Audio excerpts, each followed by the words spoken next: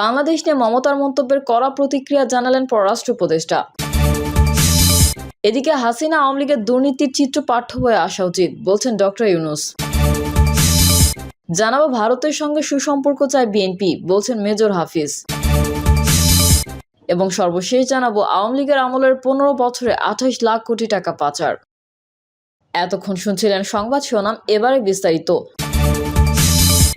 তবে তার আগে অনুরোধ থাকবে আমাদের চ্যানেলটি সাবস্ক্রাইব করে বেল আইকনটি ক্লিক করুন। বাংলাদেশের পররাষ্ট্র উপদেষ্টা তৌহিদ হোসেন পশ্চিমবঙ্গের মুখ্যমন্ত্রী মমতা ব্যানার্জির শান্তিরক্ষী পাঠানো সম্পর্কিত বক্তব্য নিয়ে প্রতিক্রিয়া জানিয়েছেন। তিনি বলেছেন, মমতা ব্যানার্জির এই মন্তব্য রাজনৈতিকভাবে তার জন্য সহায়ক হবে না। তিনি মন্তব্য করেন, মমতা ব্যানার্জির বক্তব্যকে আমরা মমতা ব্যানার্জি ধরনের মন্তব্য হিসেবেই দেখতে চাই, কারণ উনি এই বক্তব্য কেন দিলেন এটা আমি বুঝতে পারছি না। কলকাতায় আমি দীর্ঘদিন ছিলাম, তার সঙ্গে আমি ব্যক্তিগতভাবে পরিচিত। আমি ব্যক্তিগতভাবে মনে করি এটা তার জন্য খুব সুষ্ঠু পদক্ষেপ না, রাজনৈতিকভাবে। পররাষ্ট্র উপদেষ্টা আরও বলেন, পশ্চিমবঙ্গের রাজনীতিতে তার অবস্থানের জন্য এটি সহায়ক হবে না। বাংলাদেশ ভারত সম্পর্কের ভবিষ্যৎ নিয়ে প্রশ্ন করা হলে তিনি বলেন, 5 তারিখের পর থেকে আগের সম্পর্ক আর পরের সম্পর্ক এক নয়। সম্পর্কে যে সমস্যা আছে সেটা আমরা স্বীকার করি। একটি সমস্যা স্বীকার করলে সেই সমস্যা সমাধানের চেষ্টা করা যায়। আমরা ভারতের সঙ্গে একটা স্বাভাবিক ভালো সুসম্পর্ক চাই, পরস্পরের স্বার্থ ঠিক রেখে। তিনি আরও বলেন, আসলে 5 তারিখের আগের আর পরের সরকারের সঙ্গে কিছু তফাৎ আছে, সেটার সঙ্গে অ্যাডজাস্ট করতে কেউ কিছু সময় নিতে পারে, কিন্তু বাস্তবতাকে মেনে নিতে হবে। বাস্তবতা মেনে নিয়ে সম্পর্ক এগিয়ে নিতে হবে। এদিন সোমবার বাংলাদেশ বর্তমান রাজনৈতিক পরিস্থিতি নিয়ে বিদেশি কূটনীতিকদের সঙ্গে আলোচনা করেন পররাষ্ট্র উপদেষ্টা তৌহিদ হোসেন। তিনি সাংবাদিকদের বলেন, বাংলাদেশের সাম্প্রদায়িকভাবে খারাপ অবস্থার ভেতর দিয়ে যাচ্ছে এমন একটি ধারণা প্রতিষ্ঠা করার প্রচেষ্টা দেশের বাইরে ও ভেতরে থেকে রয়েছে। এই ব্যাপারে তিনি বলেন, আমরা সেই প্রচেষ্টা যেন সফল না হয় সেই প্রচেষ্টা চালিয়ে যাচ্ছি। তৌহিদ হোসেন বিশেষ করে ভারতের মিডিয়া ও অন্যান্য কিছু দেশের মিডিয়ার ওপর অভিযোগ করেন, যারা বাংলাদেশের পরিস্থিতি নিয়ে ভুল ধারণা প্রতিষ্ঠা করার চেষ্টা করছে। তিনি আরও বলেন, প্রধানত ভারতের মিডিয়া এই ধরনের ধারণা প্রতিষ্ঠা করার চেষ্টা করছে এবং আরও কিছু দেশের মিডিয়া ভারতের মিডিয়ার বক্তব্যের উপর ভিত্তি করে একই ধরনের খবর প্রকাশ করছে। চিন্ময় কৃষ্ণ দাসের গ্রেফতার ও জামিন নামঞ্জুর হওয়ার বিষয়ে বিস্তারিত জানিয়ে পররাষ্ট্র উপদেষ্টা বলেন, এ বিষয়টি কূটনীতিকদের জানানো হয়েছে এবং আমি মনে করি আমাদের যে অবস্থান সেটা তাদের কাছে পৌঁছে দিতে পেরেছি।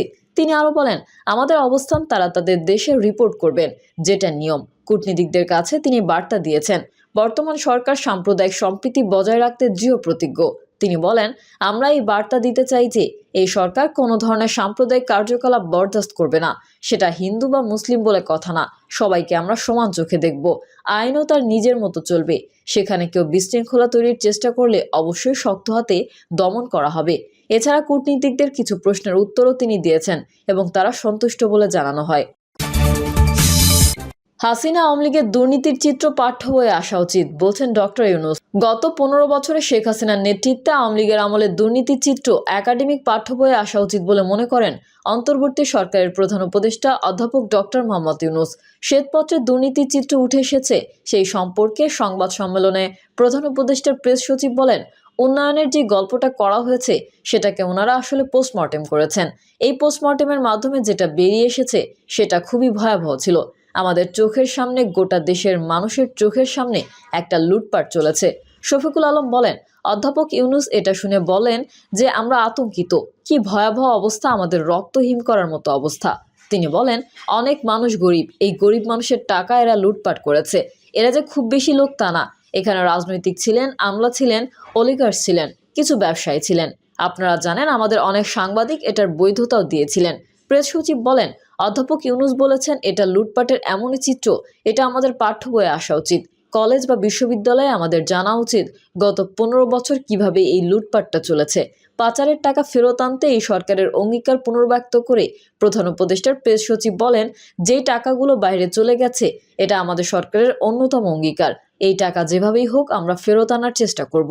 দুর্নীতির ভয়াবহতা তুলে ধরে প্রধান উপদেষ্টার প্রেস সচিব বলেন, পতিত স্বৈরাচার এক ধরনের বীরত্বের সুরেই বলেছিলেন যে তার পিয়নও 400 কোটি টাকা বানিয়েছে।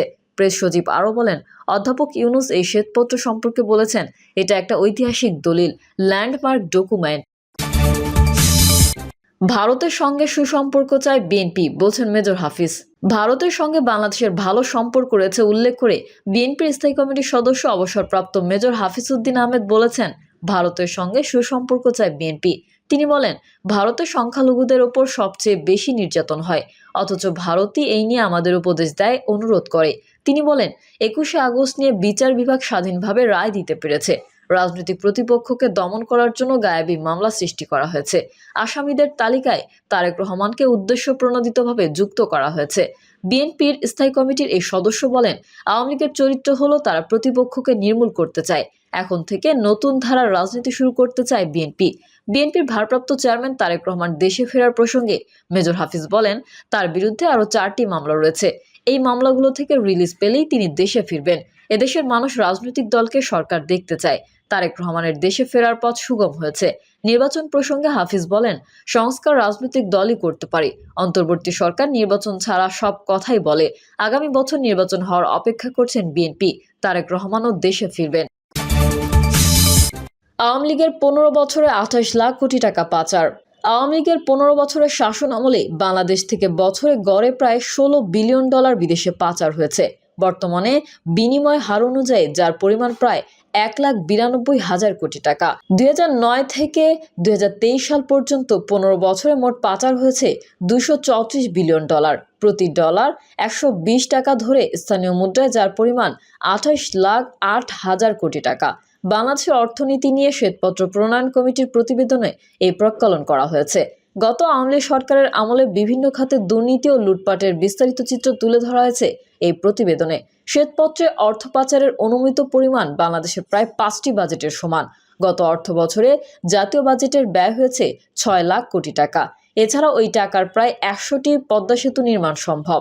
পদ্মা সেতু নির্মাণে ব্যয় হয়েছে 30,000 কোটি টাকা। কমিটির প্রতিবেদনে বলা হয়েছে, অর্থ পাচারের পরিমাণ দেশে আসা বিদেশি ঋণ এবং বিনিয়োগের দ্বিগুণ। বছরে পাচারের পরিমাণ সর্বশেষ 2023-24 অর্থ বছরে দেশের মোট রপ্তানি ও রেমিটেন্সের 5 ভাগের 1 ভাগ। এছাড়া মোট জিডিপির 3.4% এবং সঞ্চয়ের 11.2%। গত 2রা নভেম্বর ট্রান্সপারেন্সি ইন্টারন্যাশনাল বাংলাদেশ জানায়, 15 বছর ধরে প্রতি বছর দেশ থেকে 12 থেকে 15 বিলিয়ন ডলার পাচার হয়েছে। যুক্তরাষ্ট্র ভিত্তিক গবেষণা সংস্থা গ্লোবাল ফাইন্যান্সিয়াল ইন্টিগ্রিটির তথ্য অনুযায়ী 2009 থেকে 2018 সাল পর্যন্ত বাংলাদেশ থেকে গড়ে প্রায় $8.27 বিলিয়ন পাচার হয়েছে। শ্বেতপত্র প্রণয়ন কমিটি জিএফআইয়ের রিপোর্ট এবং নির্দিষ্ট কিছু অনুমানের ভিত্তিতে অর্থ পাচারের প্রাক্কলন করেছে। গতকাল রোববার শ্বেতপত্র প্রণয়ন কমিটি প্রধান উপদেষ্টা ডক্টর মোহাম্মদ ইউনূসের কাছে প্রতিবেদন জমা দেয়। কমিটির প্রধান বিশিষ্ট অর্থনীতিবিদ ও গবেষণা সংস্থা সিপিডির সম্মানীয় ফেলো ডক্টর দেবপ্রিয় ভট্টাচার্যের নেতৃত্বে সদস্যরা প্রধান উপদেষ্টার কার্যালয়ে আনুষ্ঠানিকভাবে প্রতিবেদনটি হস্তান্তর করেন। এ সময় অর্থ উপদেষ্টা ডক্টর সালেউদ্দিন আহমেদ এবং বাংলাদেশ ব্যাংকের governor doctor Ahsan H Mansur উপস্থিত ছিলেন। ডক্টর দেবপ্রিয় ভট্টাচার্য সমকালকে বলেন, সোমবার সংবাদ সম্মেলনে প্রতিবেদনের বিষয়ে তারা বিস্তারিত ব্যাখ্যা দেবেন। প্রতিবেদন জমার সময় প্রধান উপদেষ্টার সঙ্গে বৈঠকে তিনি অর্থনীতি সংস্কারে সব পদক্ষেপ সমন্বিতভাবে পূর্ণাঙ্গ উপস্থাপনের সুপারিশ করেছেন। প্রতিবেদন জমা দেওয়ার সময় ডক্টর দেবপ্রিয় প্রধান উপদেষ্টাকে আরও বলেন, তারা উন্মুক্ত ও স্বাধীনভাবে প্রতিবেদন প্রণয়ন করেছেন, যাতে কেউ রাজনৈতিক উদ্দেশ্য খুঁজতে না পারে। তারা দেখেছেন, উন্নয়নের বয়ানের বড় ভিলেন ছিল তথ্য উপাত্ত প্রবৃত্তি, বিনিয়োগ, রপ্তানি সহ অর্থনীতির বিভিন্ন তথ্য উদ্দেশ্য প্রণোদিতভাবে সাজানো হয়েছিল। প্রিয় দর্শক, এই ছিল এখনকার সর্বশেষ সংবাদ। আপডেট ও সংবাদ পেতে চ্যানেলটি সাবস্ক্রাইব করে বেল আইকনটি ক্লিক করুন। কমেন্টে আপনার মতামত জানিয়ে আমাদের সাথেই থাকুন। ধন্যবাদ সবাইকে। আল্লাহ হাফেজ।